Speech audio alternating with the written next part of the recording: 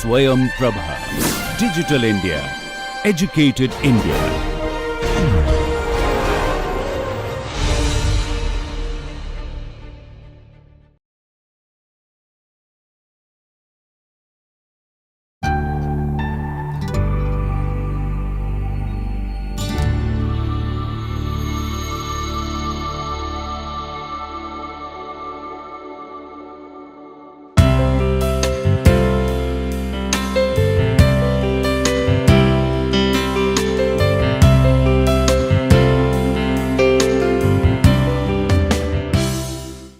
Hello everyone. In the last lecture we discussed about the issue of externalities, and there we talked about how to find solution for externalities. So, there we talked about different approaches like 5 standard approaches for internalizing the externalities, so that we can avoid the problem of externalities and inefficiencies can be avoided. So, the first approaches that we talked about is the private bargaining and negotiations, right. And in private bargaining and negotiations, we gave emphasis that without, even though the government is not interfering in the inefficient market, still we can have an inefficient market provided we will be having, if we will be having the private bargaining systems. So, let us say there are two parties are there, and one party is actually creating some kind of externalities and others is being adversely affected by it. So, if it is so, now both the parties, both the private parties, they can come together, negotiate and bargain, and they can have their they can actually avoid these externalities. So, in this context we do have an established theory which is known as the Coase theorem.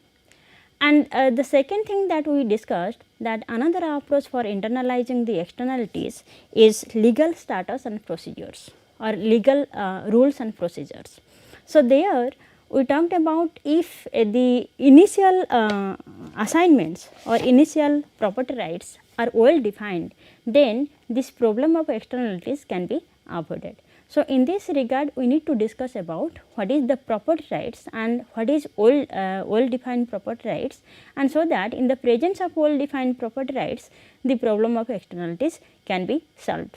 So, based on these two different approaches on how to internalize the externalities, we will be now today discuss what is the property rights and what is the Coase theorem. So, broadly we will be saying that we will be discussing the Coase theorem and the property rights, and how this Coase theorem can be an instrument in internalizing the externalities. So, the contents that we will be discussing in this lecture is what is the property rights and what is the well defined property rights, what are the different types of property rights, and then we will be discussing what are the properties of property rights and what is optimal optimal externalities. Then it will be followed by the Coase theorem and property right, and at last we will be talking about some of the limitations of this Coase theorem in solving the externality problem. So, let us start with the definition of the property rights itself. So, what is the meaning of this property right? So, we can say this property right is a kind of norm, a kind of guideline, a norm or regulations or a set of rules, so that everyone obeys that particular rule. So, broadly you can say that property rights is a set of entitlements, and because of these entitlements the owners they will be having some kind of privileges and some obligations as well, so far the use of resources or use of assets are concerned. So, we can say that here in property rights we are emphasizing two aspects, that property rights are the entitlements, first thing. So, what you can say that the very features of this property right is that we will be having a kind of entitlements, or it is a set of entitlements, and because of these entitlements will be able to define the owner's privileges as well as obligations. So far the use of resources or use of the assets is concerned, right. And moreover, because of this property right, we can have exclusive authority to determine how resources is used and whether the resources is owned by the government body or by some private individuals or groups.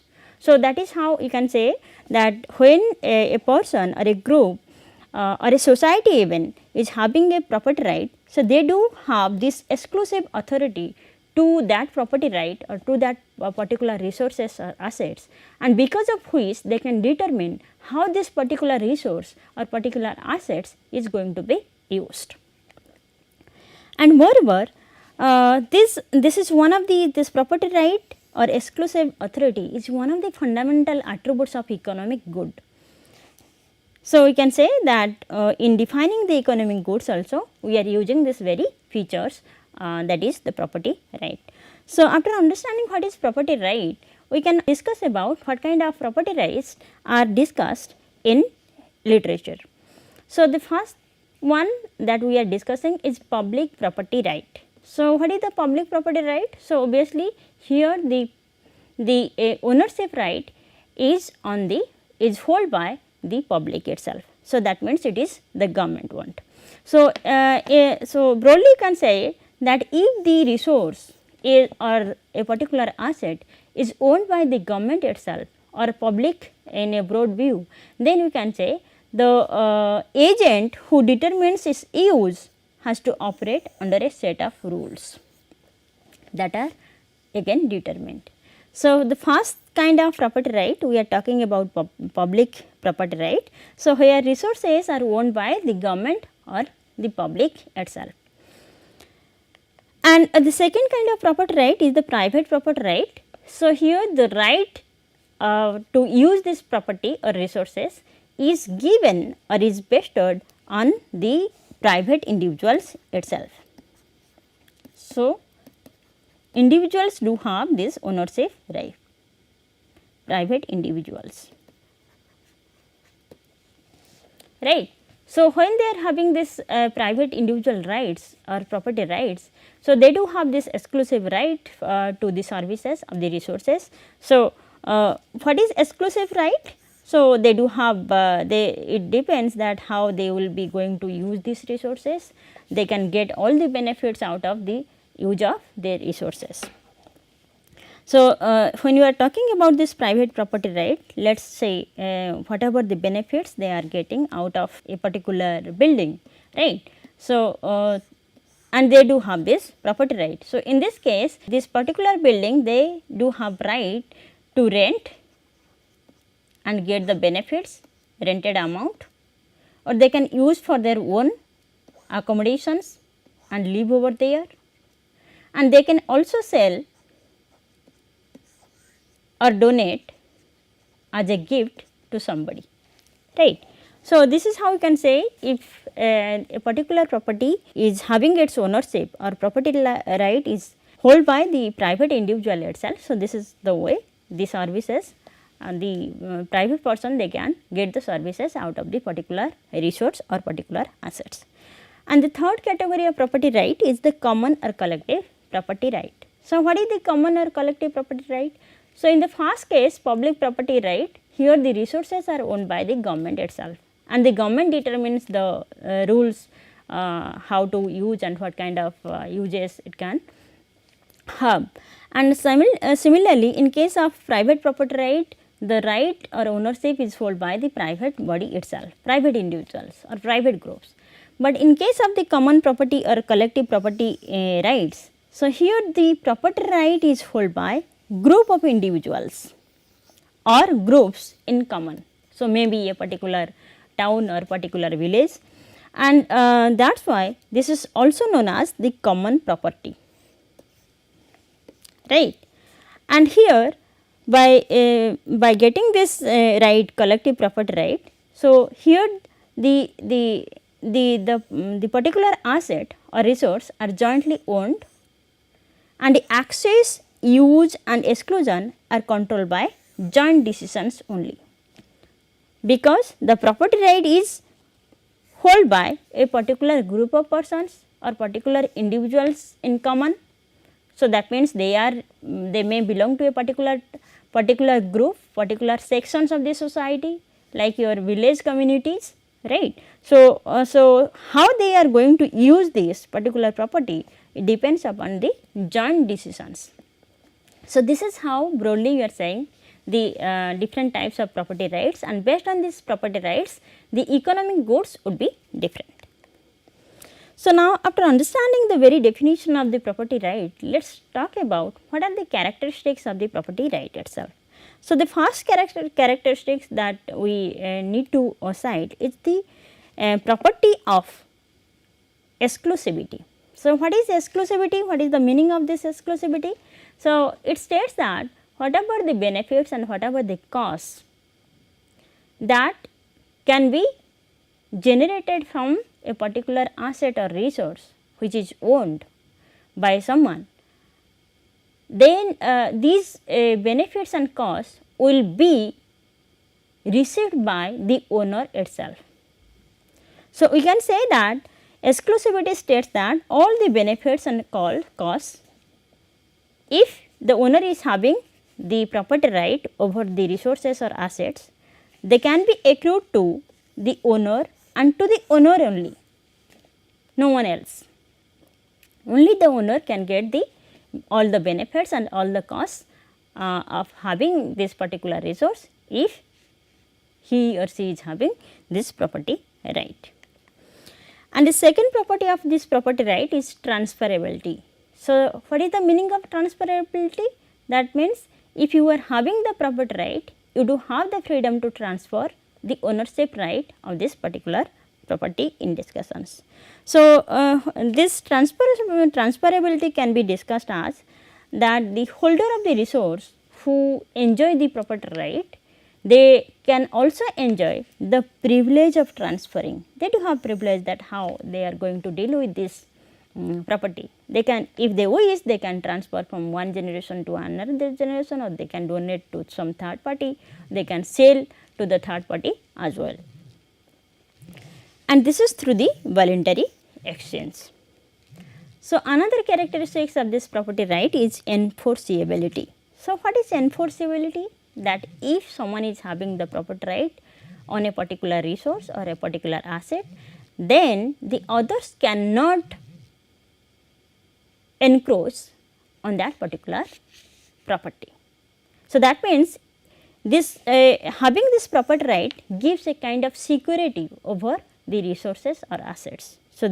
So, in case of this enforceability, the property right should be secured for involuntary seizure and encroachment. No one can encroach, no one can seize if you are having the property right over your resources or on your asset. And the last characteristics of this property right is comprehensibility. So, that means it must be well defined, right. Who is owning the property, whether it is owned by the private persons, whether it is owned by the public authority or government, whether it is owned by collectively, that is a group of persons, a group of individuals, they are having this right, user's right or property right on this particular resources or the asset in questions. So, this is how these characteristics helps us defining the economic good. So, now let us discuss about what is the optimal externalities. In the last class we talked about what is externality and what are the types of externality. Now, we will be having another concept on externality before understanding the Coase theorem. So, what is this optimal externalities? This optimal externality can be understood by the help of this marginal net private benefit concept and marginal external cost concept. So, what is this marginal net private benefit? So, now let us say obviously when the firm is producing, so this pollution, it is treated as an externality, and this pollution or externality is a byproduct of the output that the farm is producing. So, now the farm is the polluter itself. So, when the farm is a polluter here, then in this case the farm will be incurring costs when it undertakes or produces the output, and as a result it will also be producing the pollution or externalities, right. So,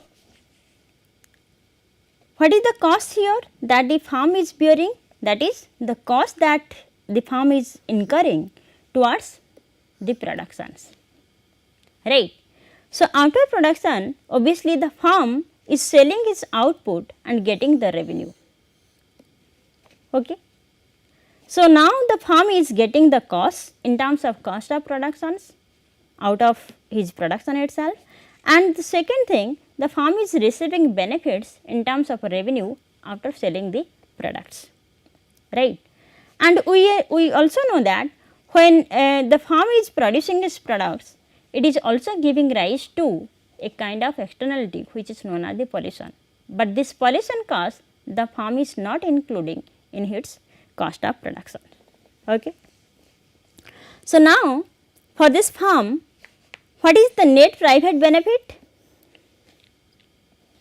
So, we can find this net private benefit by drawing a difference between total revenue and total cost. So, what is the total revenue the farm is getting? It is the revenue after selling its products, and what is the total cost the farm is getting? So, that is only the cost of productions, not he is not including the pollution cost. So, that is why it is known as the private net private benefit. But when this pollution cost or externality cost is added, it is known as the social cost itself, right. But here we are only concerned about the private benefits and private costs. That is why we have not taken into account this pollution, because pollution is an external cost or social cost, right. So, the net private benefit is nothing but your total revenue that the farm is getting, and what is the total cost the farm is incurring in its production process, right. So, now we can say that this marginal net private benefit, right. So, that can be defined as the extra net benefit the farm is getting by changing one unit of its production. So, that means if the farm is earlier producing 20 units of output, and he is getting and it is getting the benefit, let us say, of 2000 crores of rupees, right. Now, when one more unit is produced, right. So, what will be the change in the benefit from 2000 crores of rupees to 2.1 crores of rupees or likewise, right.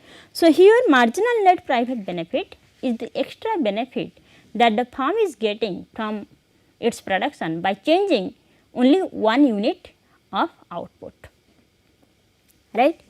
So, this is how the first concept, that is marginal net private benefit, we are finding. So, the second concept that we need to discuss for optimal externality is the marginal external cost. So, what is the marginal external cost? And you understand that marginal is always associated with just one extra unit of productions, right. So, in this case of marginal external cost, we can define that this is the value of extra damages or extra cost that is done by the farm itself in terms of pollutions, right, by increasing its production by 1 unit. Okay. So, when the farm is increasing its production by 1 unit, so what is the value of this extra damage?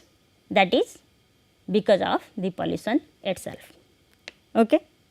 So, now we understood what is marginal net private benefit and what is marginal external cost itself. So, after understanding these two concepts, now we can have this graphical representation of this marginal net private benefit and marginal external cost. So, how to find this marginal net private benefit? So, in our externality discussions, we knew that the particular firm is a price taker, not a price maker. So, therefore, whatever the price is established for a particular product in a industry, the same price it will be taken by the firm itself. So, the same price will be charged by this firm itself. So, here in the x axis we are representing this output level or economic activity by the firm itself, right. And in the right hand side, in the vertical axis, we are representing this price and cost. So, as you know that the firm is a price taker, so price is already decided and this is P. So, now how the firm is going to decide what much of output to produce? It depends upon the marginal cost itself. And when marginal cost curve is intersecting the price line, so there it is deciding the equilibrium level and equilibrium output would be Q pi, right. So, that means in a perfectly competitive market, a particular firm will be producing this Q pi level of output. And now our task is to find out what is the marginal net private benefit. We can derive this marginal net private benefit from this curve itself. So, what is this? This is your price line and this is your marginal cost, right. So, what is the benefit that the firm will be getting when it will be producing 1 unit of output, 2 unit of output and likewise up to Q pi level of output. So, the firm will be getting benefit. Why it will be getting benefit? Because if he produces, the firm produces 1 unit of output at this point, then at this price level OP, he will be getting this much of revenue and only this much of cost, right.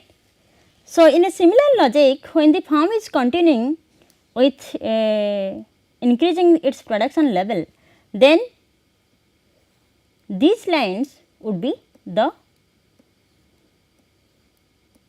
profit lines or the benefit areas.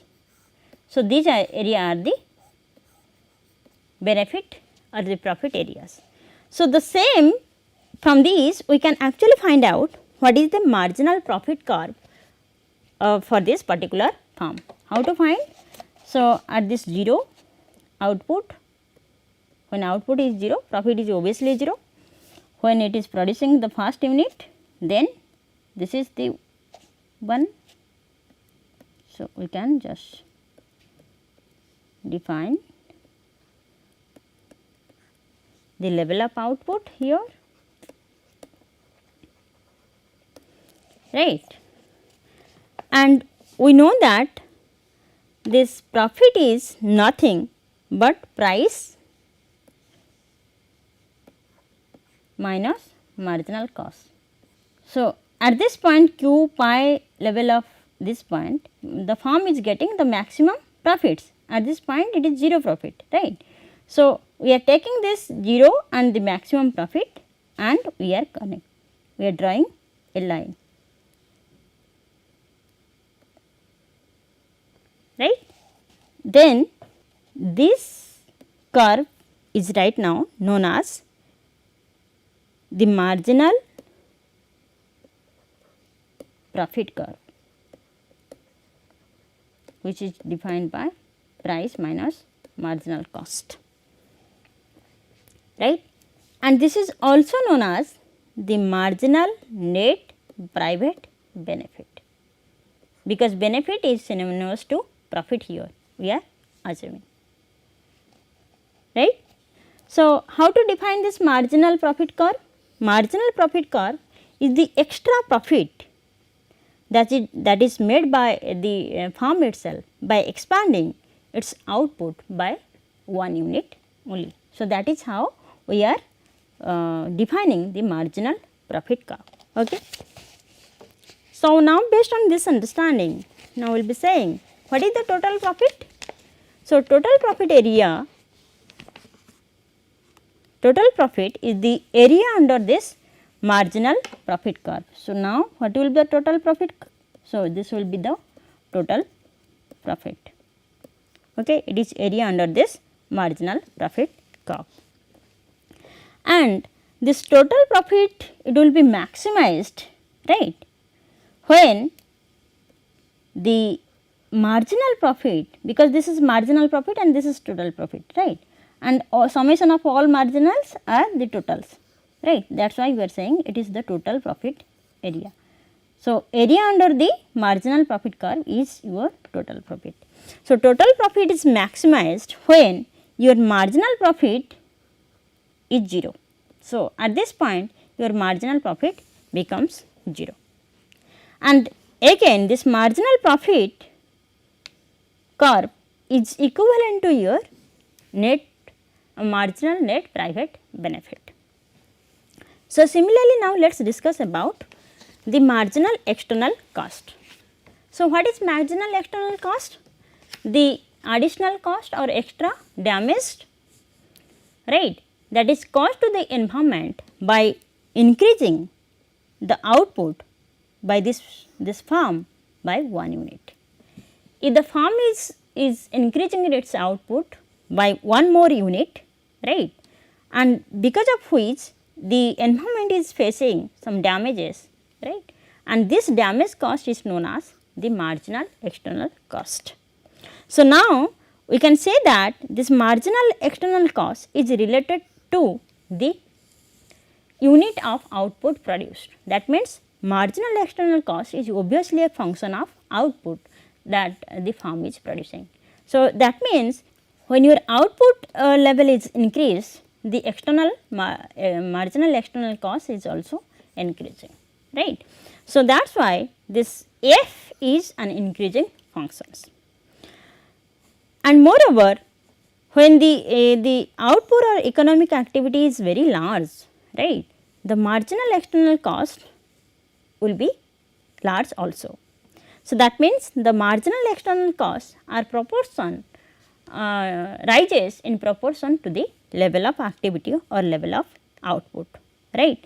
So, based on this understanding, now we will be saying that marginal external cost, it will be linear functions. What will be its starting point?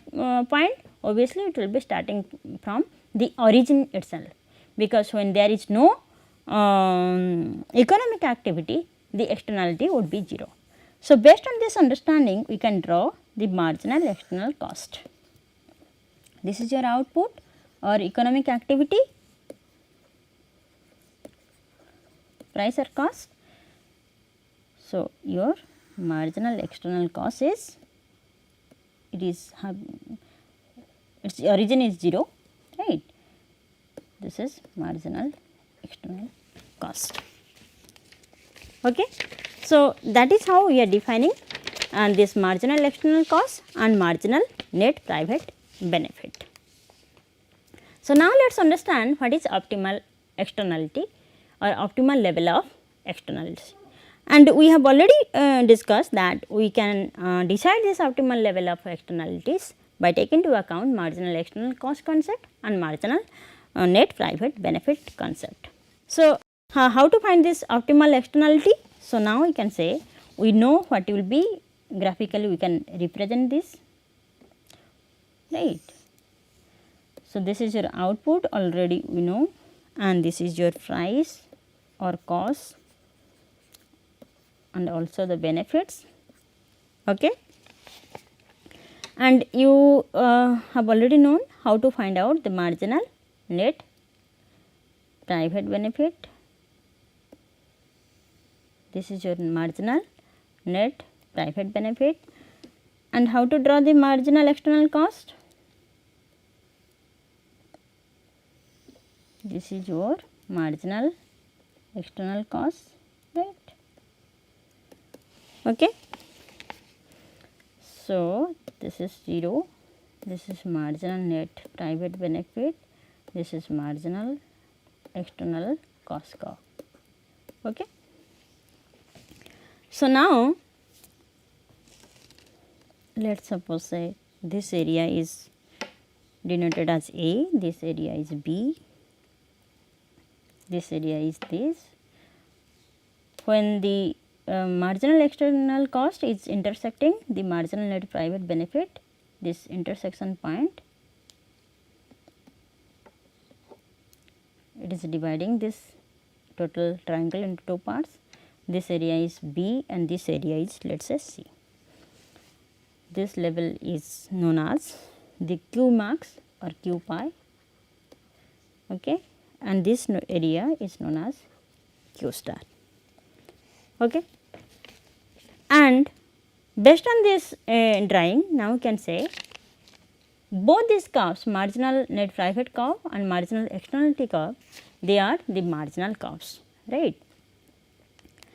And the area under this marginal net private benefit is the polluter's total net private benefit. This is how we are saying the polluter firm or the polluting firm, it will be getting this level O, this one and this one area of benefit by expanding its output. And moreover, the area under this marginal external cost, this from point this to this to this, it is the total external cost that the society is receiving because of the firm's production. So, in this case, what is the objective of the society? Obviously, to maximize the benefits and costs, right. So, what is the private benefit? This area is the private benefit, right, and this area is the social cost. So, if the producer is producing at this level of output, right, that is the intersection point of marginal external cost and marginal net private benefit, then the benefit would be this much only A area, and the cost would be this area. Okay. So, that means benefit is definitely larger than the cost incurred, right.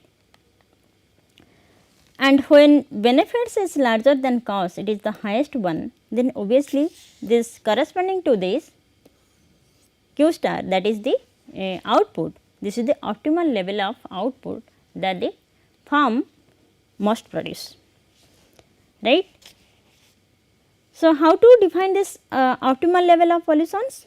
Because so here we are talking about the output as well as pollution, because the optimal level of pollution is the one that corresponds to the optimal level of activity, right. So, what is the optimal level of activity? So, if it is continuing till this Q star of output. So, that is the activity level would be till this point, B point. Okay. So, if the firm is not sticking at this Q star level of output, rather it needs to expand its production till this Q pi level of output, then what will be the total external cost? So, the total external cost obviously would be B area plus C area plus D area. B plus C plus D will be the total external cost. And likewise, what will be the marginal net private benefit?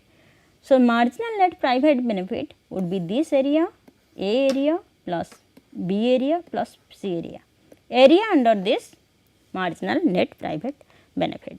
Okay. So, now what is the net social benefit? That is the marginal net private benefit minus total external cost. So, this area is the A minus D area, right. So, we are getting this net social benefit A minus D area, right, this area minus this area when the firm is producing at Q pi level of output. But if the firm is producing at Q star level of output, then the total benefit is A, right, because see this is the at this level of output, the marginal net private benefit is A plus B, right, marginal external cost is B only. So, A plus B is the total benefit. What is the total cost? B. So, A plus B minus B is A. So, that means the social benefit we are getting is A, but in this case when the output or the firm is expanding its production up to Q pi, then the net social benefit is A minus D. So, among these two, so here we are getting this net social benefit if the firm is producing at Q star, and we are getting this net social benefit if the firm is producing at Q pi. So, obviously, you will be saying that this A area is greater than this A minus D area. That means, the net social benefit is the highest one if the firm is going to produce at this point and not at this point. Okay. And we know that at this point marginal net private benefit is intersecting the marginal external cost, so equating, and this marginal net private benefit is defined by price minus marginal cost that we have already discussed. So, now we can say because they are equivalent is there, so that is why you can say this price minus marginal cost is equal to marginal external cost, right. So, what will be the price? Price is now marginal cost plus marginal external cost, which is known as the marginal social cost. And when this condition is established, that means price is equivalent to your marginal social cost, then you are saying the conditions for the Pareto optimality has been established. So, by this way you can internalize your externality if you are producing the optimal level of externality, right. So, in the next class we will be discussing the next portion, the continuing portion of this particular lecture. We will be discussing what is the Coase theorem in this context and how these property rights are taken into account in explaining this bargaining. Thank you very much.